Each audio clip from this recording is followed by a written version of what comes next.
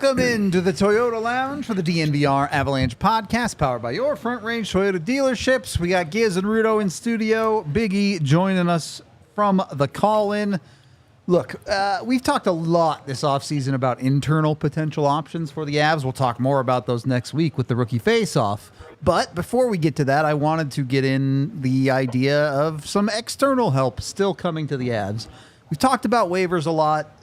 That's something that's hard to predict because we just don't know what teams do there. Yeah. But over the last 3, 4, 5 days, we've seen a bunch of teams start to sign their PTOs. A bunch of these guys start to come off the board. So we figured it was a good time to dig into some of those PTOs that are potentially available for the Colorado Avalanche. Now, first off, AJ did write a piece covering 6 potential options. You guys should go check that out at thednvr.com. Go read that if you want to get his thoughts on it. We'll talk about some of those guys and some of our own potential options for the Avs in the PTO space. Now, before we dive into specific players, I want to go position by position, just generally first. If the Avs are going to sign a PTO, do they need another goalie? I've heard some talk. Some people aren't really believers in Mandolese as their third goalie potentially. There is someone like a Martin Jones out there, but I look at the Avs organization and I just see too many goalies for them to really need another one. Yeah, I'll start on that. I don't think so. I think you can you can use money and other ideas and other you can. There's a better way to use a PTO or the money that you have allotted for that than a goaltender. I mean, if you're worrying about the third goaltender on the roster, you've got bigger problems, in my opinion. You got to be thinking, maybe more at the top there. So I would say no on the goaltender. I mean, maybe if there's a crazy diamond in the rough out there and they know something that we don't know, sure. But otherwise, no. I don't think the goaltender is the answer at all.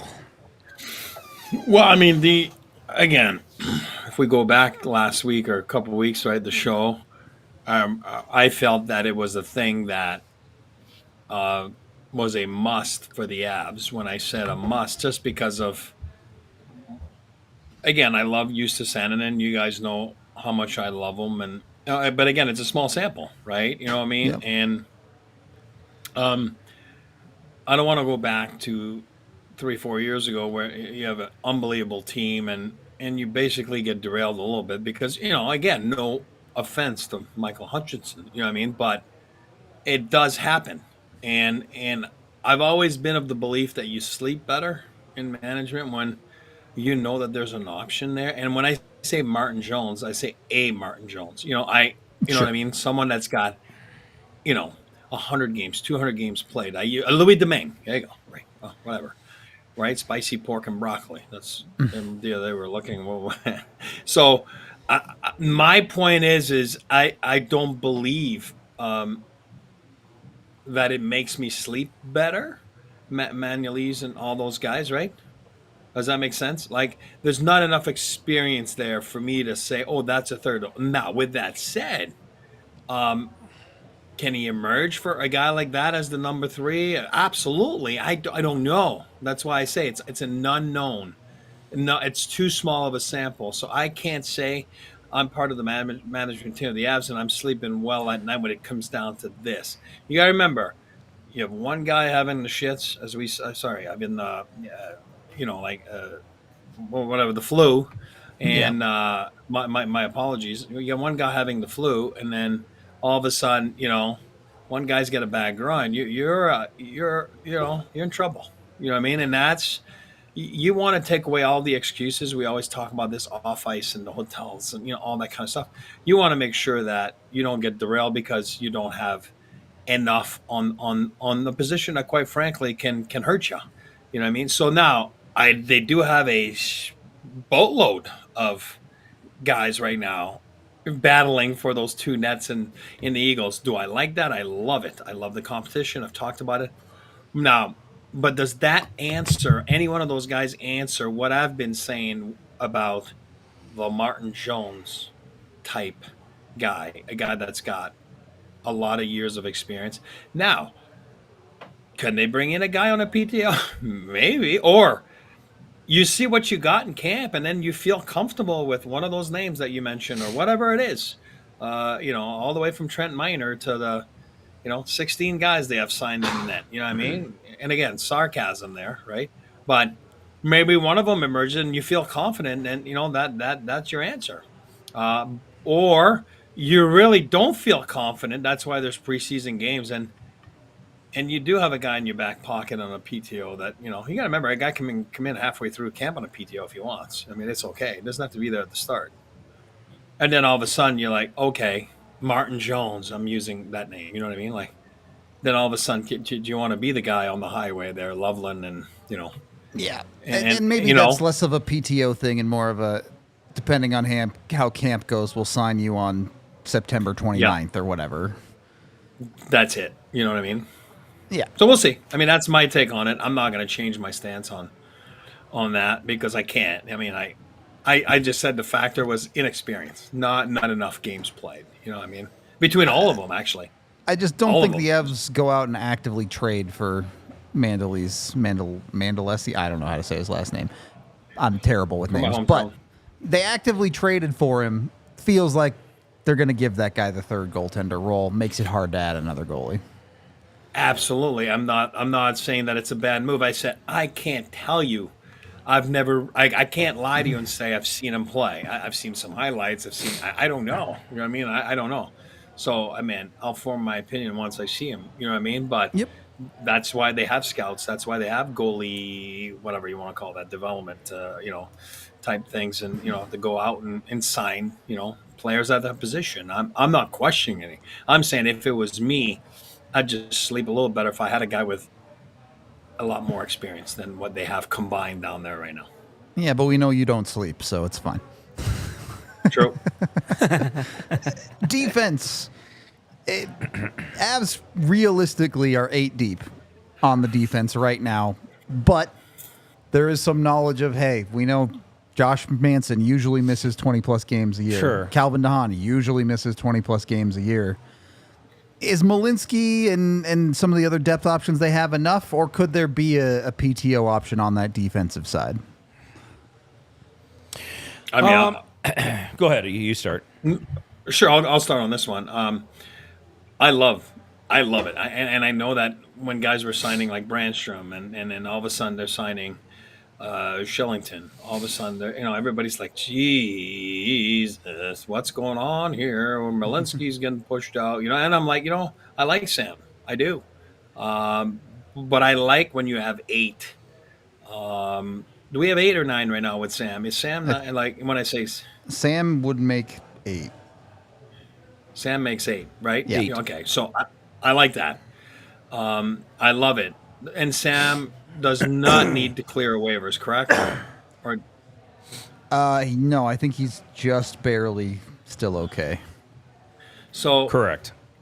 Any other one is going to get claimed anyway, and Sam Malinsky would too. But first of all, he doesn't have to. But once he hits that button, that number, the magic number, he won't clear waivers. So here's your 8D. Go fight for it. I mean, now with that said, on the flip side of things, if I'm a PTO, I don't come on a PTO with the Avalanche unless they tell me like, oh yeah, we're going to make some trades here and we'll make room for you, wink, wink. But at the end of the day, there's really no room to make the roster. You know what I mean? Like, unless you want to go play in the minors and, and see what happens, then maybe, and earn a contract that way down there. But no one's coming on a PTO and cracking the lineup. There's just no room. And do I love the competition? I love the competition. I do. I think, and again, you just nailed it right on the head. There's, knock on wood, there's no injuries, right now. So there's a big difference. You play 3 and 4, next thing you know, you lose 2 bodies. You're like, oh God, who's our call up now? You know what I mean? So it changes quickly. But I think that I love what they did this summer. I love the depth they added. And I think you'll see the best out of those guys because competition brings the best out of people. And those guys are athletes. They got pride and they want to make sure they get their minutes or stay in the lineup, compete for minutes and compete to stay in the lineup. Yeah. Well, and I think that Pardon me. Jeez. I think that you hit it on the head there, E. Like, the competition is a huge part of it, but again, I've made it no secret that Calvin DeHaan is a friend of mine, but I talked to him right when he got traded here, and he's like, man, I want to win another cup. He goes, and I feel very strongly about the Avalanche being the place to do it. So, you've got guys who let's say they do want some PTOs that are across the board. I'm not just talking about defense, because you're right. No one's coming here on a PTO defensively based on where it's at right now and the moves that they made in the offseason already. But, I mean, guys that are coming here want to win a cup. So you could attract some interesting players here potentially on PTOs. So let me throw some names at you and see if this changes your mind. Or maybe it's not a PTO. Maybe it's someone you would consider just straight up signing to a contract. Defensively, you're talking? Yes. Okay. And let's be honest. The Avs have set up an expectation for themselves that we expect them to probably sign someone in September. They've done it the last handful of years, and honestly, most of the time it's worked out pretty well. Couple of defensive options. John Klingberg, Marco Scandella, Justin Schultz, Yanni Hakanpää, Kevin Shattenkirk. Any of those would you be interested in? Hey, maybe this guy could be signed. Maybe he ends up being in that battle for a roster spot or something. Or maybe he jumps ahead of someone like a Brandstrom.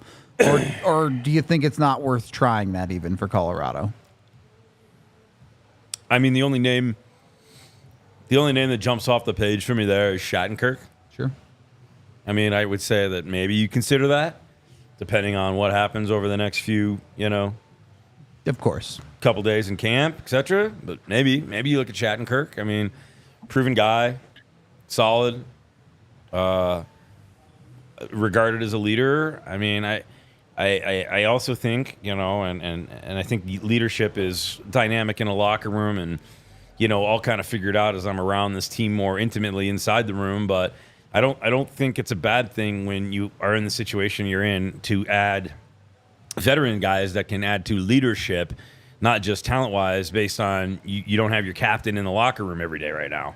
A guy like Shattenkirk would add to that. Guy who's at least a little bit familiar with Colorado. Right. Well, again, I'm going to go backwards. I'm going to go with the other names first. Big Hakanpää fan. Read my reports from a few years ago, gotta sign this guy. I remember you talking about him. Yeah, I had the inside track a little bit because I remember him so much in San Diego, and I remember Sly, friend of the show, Sly the Fave, Stanley Cup champion, former Av, assistant coach for the Panthers, was coaching in San Diego, and I always harassed Sly about Hakanpää, good kid. What is he? What type of guy? And, he was just always so in nice words to say about Yanni Hakanpää. And, so I always pounded the table for him. He's one of the guys that did. And it sounds like it resonated with Brad because, it sounded like obviously Brad moved on from Calgary to go to Toronto, traveling. And it sounded this year, the start of freaking free agency, that he had signed. There's a little confusion. Remember, they signed him. And next thing you know, it's he never signed there. He never did.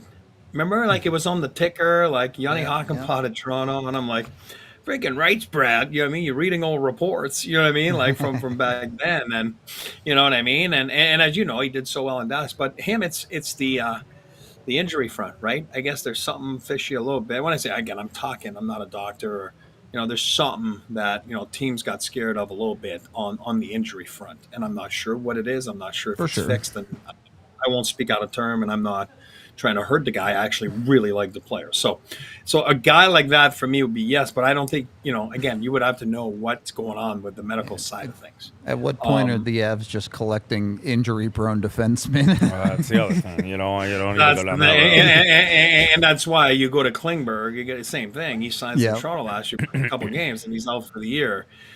I mean, you know what I mean? So I would stay away from, again, players that I like because of the question mark on the injury front. Now, if you trust your doctors talk to their agents and you make a decision.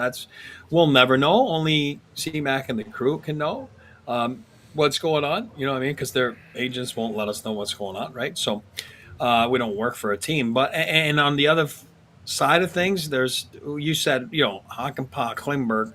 Shattenkirk is a guy I would look into. Absolutely. I'm a big Kevin Shattenkirk fan. Never wanted to trade him back then. It ended up being awesome because of the AJ came in and ended up being a fine trade. But Kevin was a guy we didn't want to get rid of. He was just like, it just kind of happened. And, I know he's skating in Boston. And well, he said today he's assessing his options. So, yeah. So that's, could the Avs be an option? Maybe. I don't know. But if I'm him, yeah, absolutely. You go chase another cup. He's got one right with Tampa. Yep.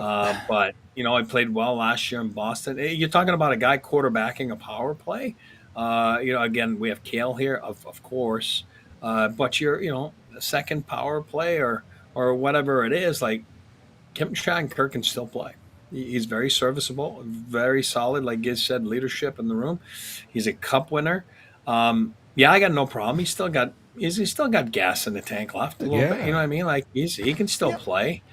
And who else did you have on that list that you said? So those were the three. And then we'll get back to it in just a sec. Before we do, though, we are brought to you by Empire Today, where you can shop at home with that convenience, but you can also get the right product for your needs, quick and professional installation, and a price match guarantee. Empire Today is the best place to get new flooring. So there are copycats out there, but they can't beat the best when it comes to quality, and that's Empire Today. They have the service, the speed. They do everything better than all of those other guys. So make sure you get with Empire Today. You can use their virtual floor designer online to see what it looks like in your space when you measure things out, put floors in there. Of course, they have a bunch of amazing products, and you can schedule a free in-home estimate today. All listeners can get a $350 off discount when they use promo code DNVR and head over to EmpireToday.com/DNVR for details. Or, of course, call the number 1-800-588-2300-EMPIRE.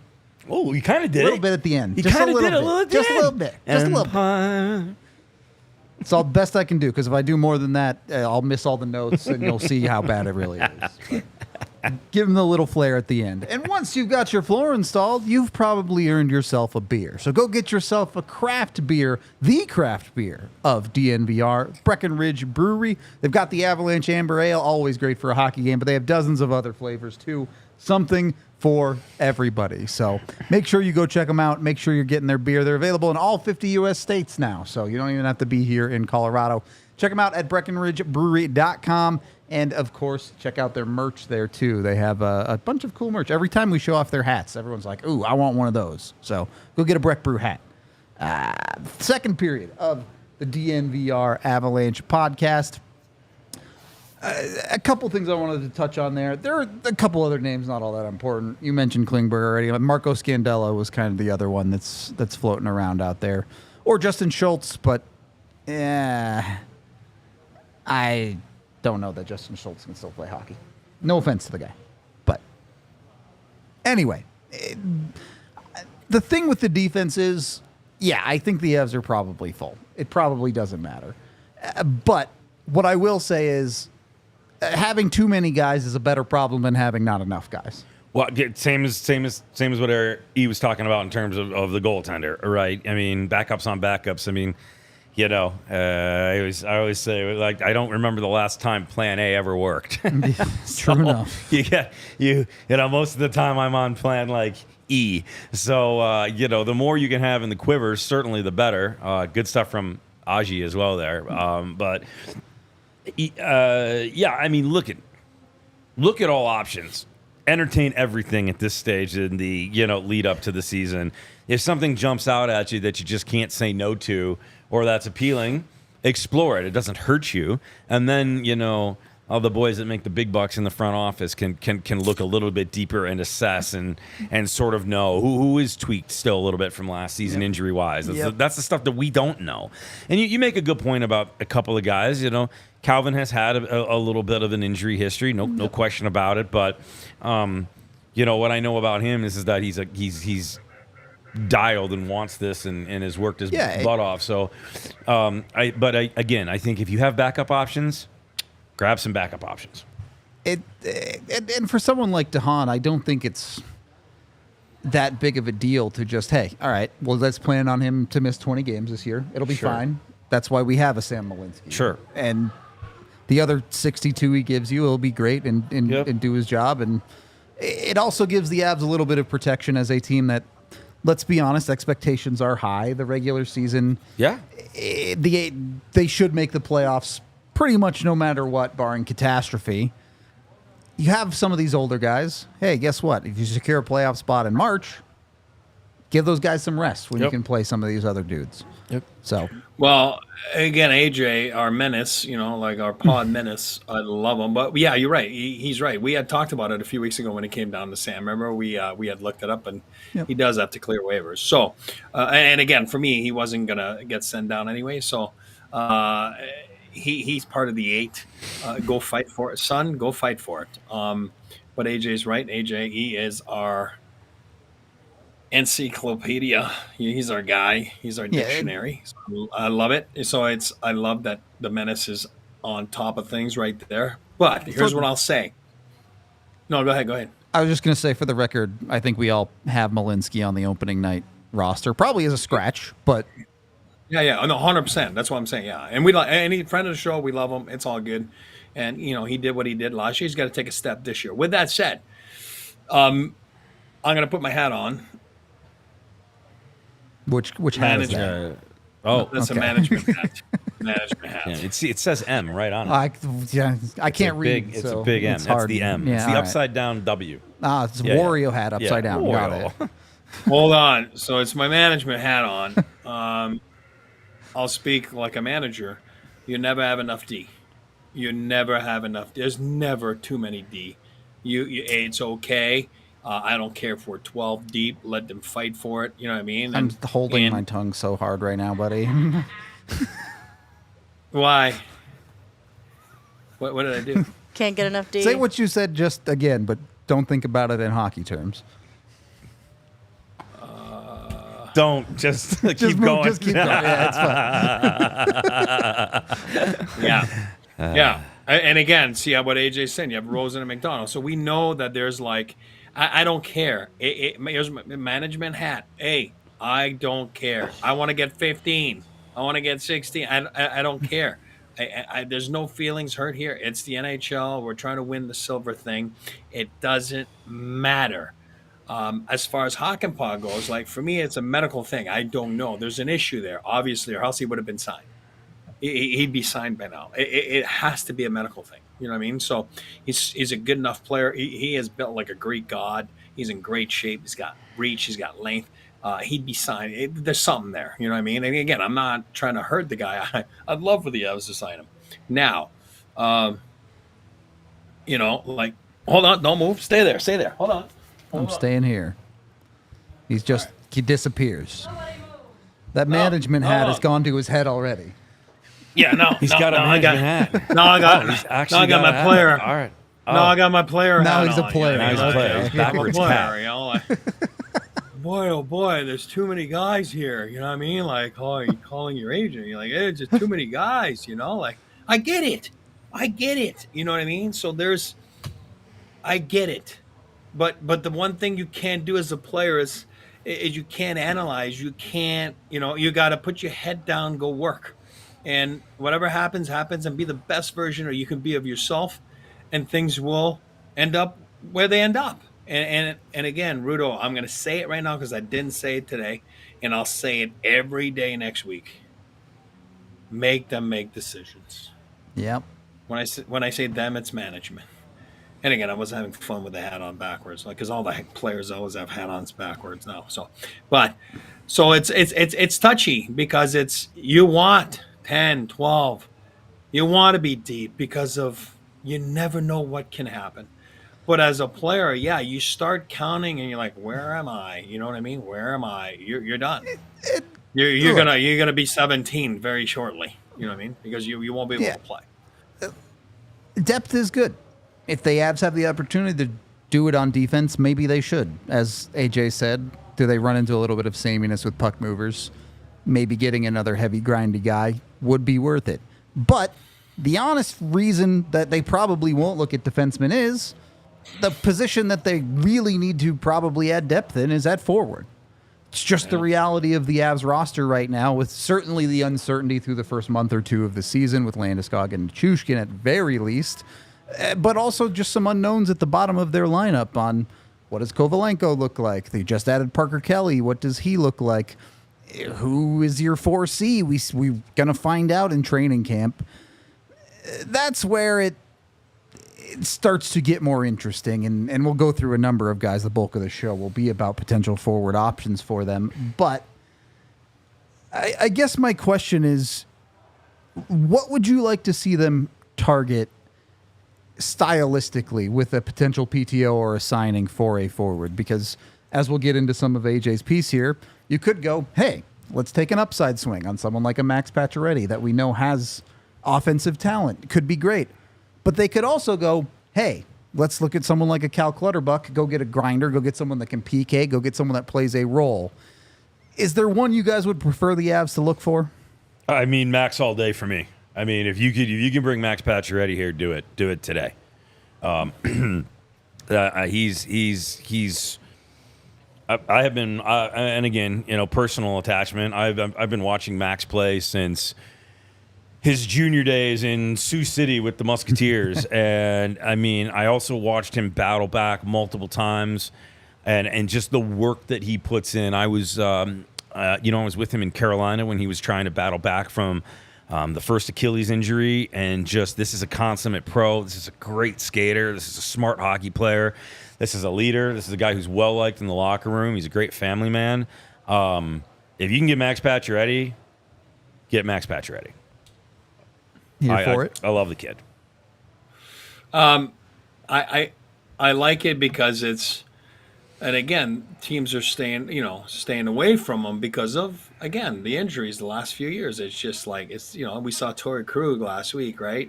Talking about being emotional, missing the season, and Pacioretty's been through so much the last couple of years. I mean, don't look any further than our backyard with Gabe, right? It takes a toll on you mentally and emotionally, and but if you look at the body of work in his career, he's probably a perfect fit with the unknown that's up with the Avalanche with the Gabe situation and the Val situation. So you're talking about a top 6 guy on the wing, and that can score goals. And so if I'm him and I have the opportunity with my agent to do PTO or small deal, whatever it is, then yeah, I mean you got to do what A-Rod did. You got to do what Druin did.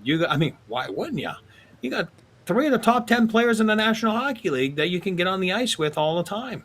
McKinnon, Rantanen, Makar, and a chance at winning the silver thing. A-Rod did it. Not here, but then he ends up signing a pretty good deal and then wins it, wherever he signed. But a guy like Pacioretty, it's great, because it would, on paper, where is he at now? I don't know. You know what I mean? And we know he played a few games last year, and right? But what does that mean? Where is he at today? And that's probably why teams are shying away a little bit, right? What I will say about Pacioretty, he also in the news the last couple of days. Sounds like he has some offers on the table, and it sounds like offers that are not PTOs and probably not extremely cheap contract. And I don't think he'll be crazy expensive, but maybe you're talking about the $2 million range. And the reality is that's difficult for Colorado right now. They are doing some serious cap management heading into this season, so I'm not sure if they could fit someone like Patches. They do need to figure that's. I mean, listen, we could talk for an hour on the cap situation that they're in, and it's frustrating because of the uncertainties and the money that is tying up. 2 big things there that you're just kind of like, the heck are we doing? Because you're missing out on potential opportunities to get a steal of a deal on a guy like Max Pacioretty for $2 million a year, but you don't have it in the bank, and you're like, well, crap. Wait, are we going to gamble on these things over here? It's tricky. It's really a tricky spot, and it's a bummer because you got to get that figured out. You got to get that squared away, no doubt. Yep. It's hard because the correct answer for Colorado absolutely could be the YOLO. Let's sign him and we'll figure it out. Yeah. But it could also be, hey, they could have run the numbers behind the scenes, I'm sure they have at least as good, probably a significantly better idea of at least Landeskog's timeline. Yeah. And based on what they know, they might be saying, hey, we just don't have the money for something like Correct. this. So, And those things will be telling in the next week or so. yep, I agree with that for sure. All right. Before we get into some of these other forward options, we are brought to you by the folks over at Raising Cane's. When you're enjoying some Avalanche hockey, make sure you're getting yourself some delicious little chicken fingers. They're actually really big chicken fingers. Really big.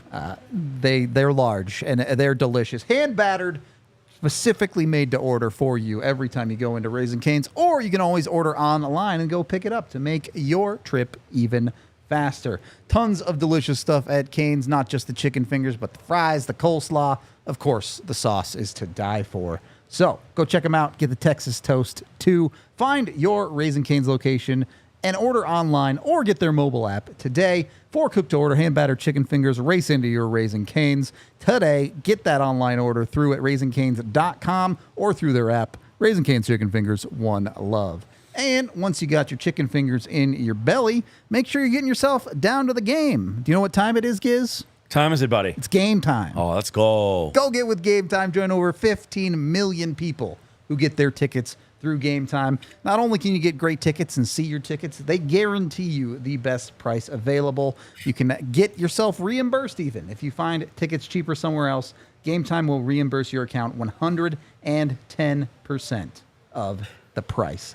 Make sure you check out their new feature called Game Time Picks that makes getting tickets for your favorite events even easier. Game Time Picks filters out all the fluff to show you only the best deals on great seats, so you don't have to waste time searching through all the excess tickets. You'll get the ones you want right away. Again, download the Game Time app today and use code DNVR when you sign up to get $20 off your first purchase. Of course, terms and conditions apply, but download that Game Time app and get in on Game Time Day. All right. Third period of the DNVR Avalanche podcast. You both talked about patches. When we talk about a potential role player grinder, Mary actually mentioned in the Toyota chat here, the Avs really do need a PK guy that can take faceoffs well. Pierre-Edouard Bellemare is an option. He's good at faceoffs. I will give you that. And maybe you guys have a better defense of him than I do, but to me, I think he turns 39 this year, and the effective level of hockey he can give you just isn't enough for, yes, does he make you better at faceoffs? Sure. But can you really give a roster spot to a guy who essentially is only there to take faceoffs and do nothing else? I mean, I think there's a little bit more. Go ahead, you start. Oh, no. You go.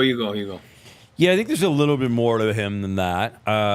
I think there was 4 years ago. Now I'm not so sure. Yeah, I mean, getting up there. I mean, my experience with him was in Vegas with the Knights, where he was an incredibly effective player for them. I think he's tapered off a bit, as will happen to anyone when you're, of age. I mean, 43 years old, and I had trouble getting out of bed this morning. So, no shade on him as a person either. Yeah, Bellemare, totally awesome guy. Great guy. Loved him when he was here. But I mean, I think it comes down to what kind of pieces do you want? Where are your holes? And if you have it filled out in other areas, and you can bring him in for certain things that benefit you in certain ways, and yeah, maybe you're not getting a full guy out of him, but don't think of it so much as taking a roster spot. Think of it as, if you need a screwdriver and you only have hammers, well, you got to go get a screwdriver.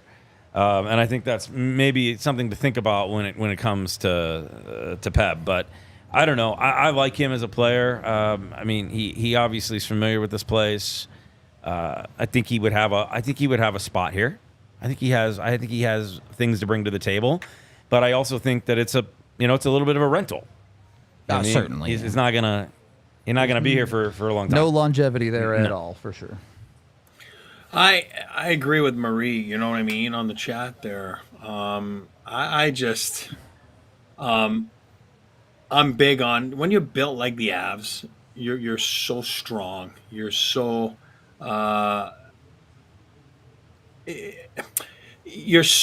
top heavy, you know what I mean? And that's what makes you win games. That's putting the black thing in the mesh thing. It's the most important thing. You know what I mean? Like, so, you know what I mean? And the Avs have that. Put that on a T-shirt. Somebody Yeah. put that on a T-shirt. What That the black rubber thing, you mesh put that on thing is the meshing, you know what I mean? The mesh net. Like, it's so important. You know what I mean? And it's the hardest thing to do. good. Uh, That's really and that's good. why I go back to Cole Eiserman all the time. People are like, oh, remember the draft? Cole Eiserman is one-dimensional. Yeah, he does the hardest thing to do in the freaking game, which is to put the puck in the net. That is the hardest thing to do.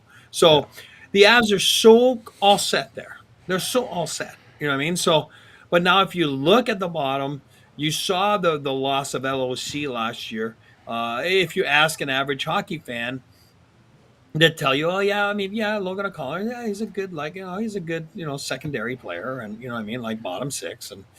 But when you live it every day, like we do, because we cover the team and we root for the team, and you realize it how freaking hard of a loss that was, and it's not just replaceable. And then you see the hole that it leaves. Now there is a hole at 4C. There is something. If I'm an agent, if I represent kids, I'm like, you know what?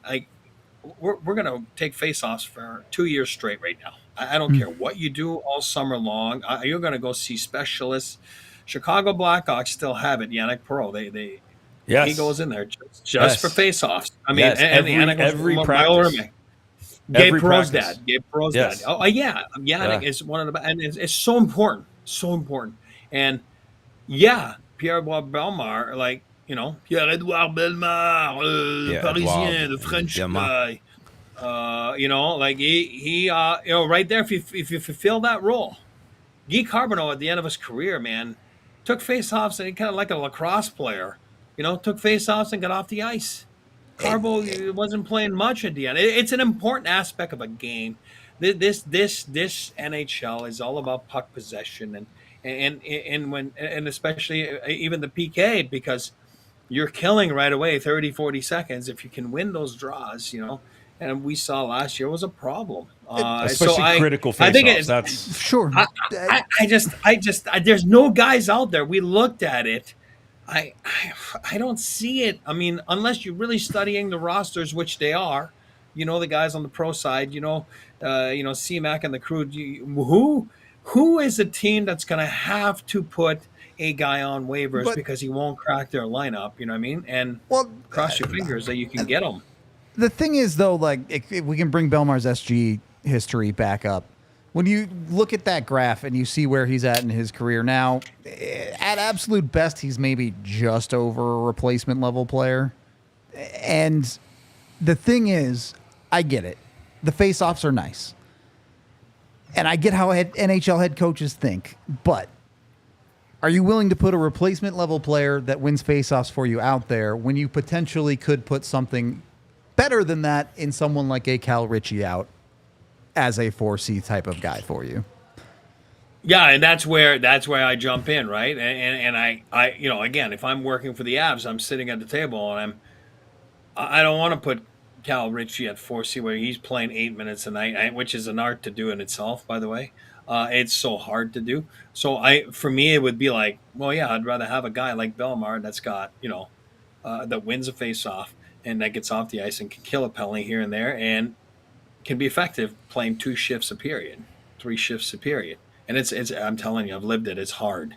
Now, but AJ, my agent, the Menace, he's saying about Wagner, I agree. You know what I mean? For me, Wagner is more where he's at in his career right now, and I don't mind him. He's more a guy, I call that a high 25 guy. You know what I mean? Like he's just going to get on the highway, come and pitch an inning or 2 here, and then go back on the highway back to Loveland. That's just the way I love that because reliable, veteran that can play the game, that knows how to play the game, certain amount of trust with, the coaches a little bit, you would assume. So, but I do believe they need to find someone. If it's Bellemare, then I don't know who else it is.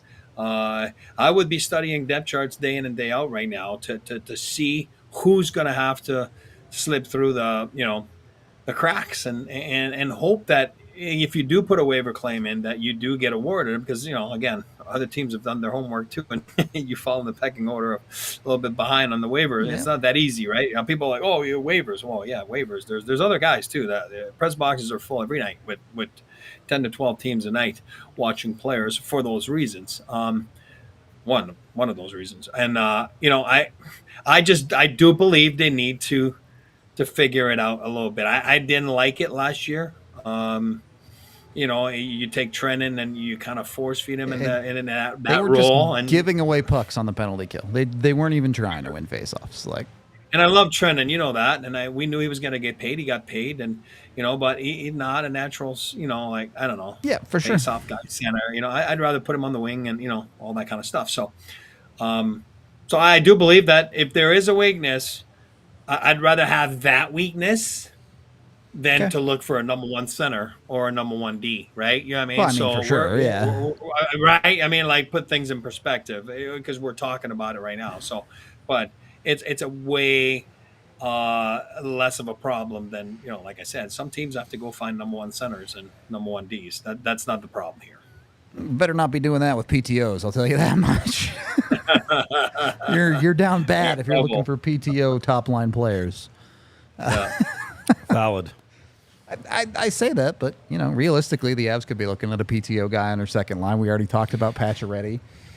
There's another name I wanted to bring up here, which is, I don't know if I can realistically say put him on a second line, but a guy, maybe an upside swing, is at a couple of down years in San Jose, and Kevin Labanc.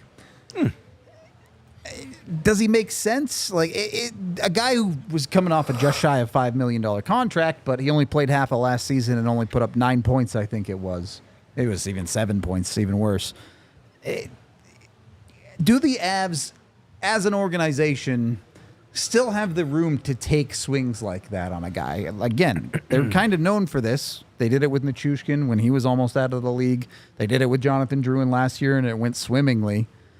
Can they continue to do that around the edges of their roster, or do you think they need more established players like a Pacioretty or like some of these role players we've talked about? I mean, if you're asking me to pick between a Pacioretty, I mean, I know that's a bit unfair. Yeah, I mean, I'm going with Max. Let's say Pacioretty ends up signing for too much somewhere else. Is Kevin Labanc, hey, this is a guy we're willing to try, or do you go look at a Belmar, something like that? Yeah, I mean, I think you go with a Labanc over a Belmar, but I don't hate the idea of, again, not necessarily going all the way back to Belmar here, but I like everything that everybody's saying. It's about, you're not gonna put a screw into wood with a hammer. So I think whatever you think is gonna fit your overall, the best. If I could get a Swiss Army knife, you're taking it. Take it. Right now, I got a screwdriver. I got a Phillips. I got the whole dang thing. Whatever type of nail or screw you're putting in. Yeah, exactly. What is the best tool for the job? And if you can find that, go with it. And I mean, I think in this situation, for the Avs, if you could explore having a rock star face-off guy like Belmar come in, because the other thing Belmar can do is he can get the other guys all honed up on face-offs and, share those tips, share those secrets, work with young guys. He didn't help the Avs much. He was good at them here, but the Avs are still bad at him. That is true. But, yeah, I don't know. What do you think there, E? I don't know about Kevin. I don't know. Here's what I'll say. Well, I'm learning about tools right now, which is awesome, because maybe that's why things fall off the wall in my house. Things, I'm using, screwdrivers, hammers. I guess I did not know. I'll help you. But here's my answer on this. I like guys slotted in the right place and the right fit. If you're asking me, of all those guys, like Belmar, that's why you do a PTO. Can he still play? I don't know. Once you hit those ages, we talked about it the other day. You show up in camp, and all of a sudden you realize, oh boy, this game has passed me by. You know what I mean? And that's reality, and that's okay. But I like a guy like that instead of a Labanc, and I'll tell you why. Kevin Labanc has never been a fast player, a fast skater, and I use it all the time. I'll use it again, like Tyler Toffoli. For me, Tyler Toffoli is not a good skater, not a fast skater, but he plays the game fast. You know what I mean? He knows quickly how to make plays. He's at an elite level, Toffoli. of moving pucks, shooting pucks, finding areas, looking for the open ice. That's an art. That's why he's still playing in the NHL by being a below average skater. Kevin Labanc's a below average skater in my book. And I felt that in my reports back then, I would say, and again, like 4 or 5 years ago, I would say a little bit like Toffoli plays the game fast. For some reason or another, the last couple of years, the game has been very fast for him, and he hasn't been playing the game fast. And that's just my opinion. $4 or $5 million player that just kind of, you know what I mean, like hit the wall a little bit, right? Well, he's and not going to be a $4 or $5 million player this year, but no, that's my point. I'm saying, but he didn't have very successful seasons at those salaries. 2 bad seasons, you know what I mean? For sure. Yeah, that's it. You know what I mean? And San Jose, they had a hard time. It wasn't a good roster. But I agree again with AJ. If Nick Dowd's available, it's a different conversation. You know what I mean? So, but I don't believe right now that there is a Nick Dowd out there. So I think you have to look at the Pierre-Edouard Bellemare, for an option. An option at center and take faceoffs. That's what you do. I think we're a little too obsessed with faceoffs. I know the Avs were bad at it last year, but buddy, they'll lose you a game. They'll lose you a game very quickly. But they only matter when they matter. So, which is in your own zone at the end of games you're leading. We need to reincarnate Yeller. We gotta have Yeller come back, make a comeback. We are brought to you by us. Be sure to go check out our events page. You can go to thednvr.com and then slide over to the events page. Our first takeover is on November 15th.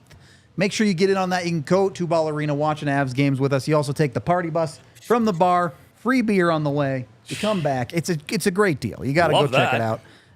We'll all be there. You can watch a game with Eric and see how he's actually a hockey genius. Also, don't want to spoil anything, but rumor is some other pretty cool people we might be getting to come to the takeover with us. It's going to be cool. It's going to be very, very cool. So make sure you go check it out. Again, thednvr.com. Go to the events page. Consider coming out. And if you already have tickets, you can also get bus tickets only as well to just come hang out with us and have a good time. All right. Last period of the DNVR Avalanche podcast here. Did you guys have anyone specific that I missed that you wanted to touch on? And there's a couple other guys in AJ's piece, but just go read it. You'll find those guys. No, hold on one second. That picture, was that you behind on the takeover picture? It's Micah. I think yeah, Micah. I mean, sorry, but I knew it was Micah. But is that you behind? It might Micah, be. I don't know. Tiff would have to bring it back up. But I was gonna add, maybe you'll see Rudo without a shirt too. I mean, it's been known that it is you right behind Micah, right there. I can see you. Look at that. We don't know if there's a shirt on or no. We don't know. I got sleeves on. You can see it. Really? But my shirts do tend to come off at takeovers. It's true. They do. And maybe a little karaoke on the bus too. So just always. Giz is actually. What's your karaoke song, Giz? What's your go-to karaoke song? Don't Stop Believing, baby. Journey. I love it. Or Mr. Jones by the Counting Crows. Either of those I can belt out pretty good. Rudo, it's getting hot in here. Oh, okay. Absolutely it's not. Hot in here. That's why he takes his shirt not. off. You know what I mean? Pour some sugar on me. Is that your go-to? Just get all flash dancey for us. Oh man, me it's Party in USA, Miley Cyrus. That's great. I'm down for that one. That one's great. I'm in. Great, it gets me going all the time. And the Britney song was on. Anyway, oh my goodness. All right, Eric can't do the Empire read anymore if that's what he's got in the bag. Other names. I mean, God, other names. Man. I do have one more thing I want to touch on if you guys don't have anybody else. So I don't. I didn't. No. Yeah. Okay. Just happened to be listening to 32 Thoughts on the way in this morning. They were talking about Anaheim. 2 names came up for them. 1, Cam Fowler. Avs can't realistically be in that conversation. It's just not going to happen. But 2, John Gibson, according to Elliot Friedman, is likely to be available this year. He has 3 years left on a $6.4 million deal. Eric, I know you're the one always championing the guy at the end of the season, and that might not be the guy who starts it. Gibson has not had a great couple of years, but that Anaheim team has been very bad. Is that someone on the radar? Is that something you would consider, or do you think the Avs would look elsewhere? Here's what I'm going to say about him. 2-3 years ago, whatever it was, big fan. Big fan. Like I would have said, sell the house. Like, bet the farm. Let's go. That's your guy. You know what I mean? And that's been my answer. Like the Kemper days and all that stuff. I'd be like, what about Gibson? What about Gibson? For a team like the Avs, what about Gibson? If you go back a few years back, Anaheim's obviously has had a little bit of rough seasons, right? With an S, the last 3, 4, 5 years, whatever. So John Gibson had to face a lot of grade A chances. There was nights that I would be like, wow, this guy might be the best goaltender in the league. He lost 4-2, but guy had like 25 grade A's, and he was unbelievable. If it wasn't for him, you know what I mean? Like, they would have lost 10-2. You know what I mean? And it's like, so what I'll say about that, though, is sometimes, and I learned that from some of the greats in the net, you know what I mean? Like, when they're saying, like, oh, it's so easy to play. It is a little easier to play when you're losing 2-1, 3-1, and you're just getting bombarded. And at the end of the day, you're going to lose the game, but you look great. You know what I mean? And then people are like, oh, he's a great goalie. But every year you don't make the playoffs. And I'm not solely saying it's John Gibson's fault. I'm saying the environment he's been in is a little bit what I'm describing. You know what I mean? Where the Marty Brodeurs of the world, you know what I mean? Like the guys like, oh, he's only facing 25 shots. But you know what? You're in a 1-1 game every game, going into the third period, and you got to make that save if you want to win the game 2-1. And those are guys that it's probably harder to play hockey that way, you know what I mean, than to get bombarded and make 45 saves. So last couple of years, I wouldn't be able to say that's how I describe John Gibson like I did, let's say, 3 years ago. Now, is it because it becomes stale? Is it because it's like at some point losing gets to you? It does. It's human nature, man. Like, it's just like, it's tough. And would this guy benefit from going into a winning environment and not face, 25 grade A chances and be out there and make a difference on a 1-1 game? I don't know. I sure would love to find out. I am a fan. And if you're telling me that you've been a fly on the wall in C-Mac's office and you've heard conversations and everything, I'd be like, you know what, Rudo? Like, I'm all ears, buddy. Let's hear it. Let's hear it. I mean, yeah, that's a great goaltender. I watched him very closely for a lot of years when I was out in Los Angeles. And there were some epic battles, and it seemed like in his heyday, everybody was just talking about John Gibson. Now, that's going back to our goalie conversation earlier.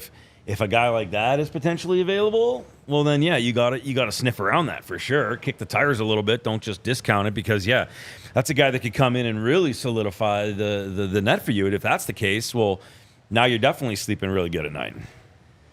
And yeah, right. It's at the end of this year, Georgiev's contract is up. So Gibson with 3 years left would solidify that if that's someone that they think can perform better than he has in Anaheim.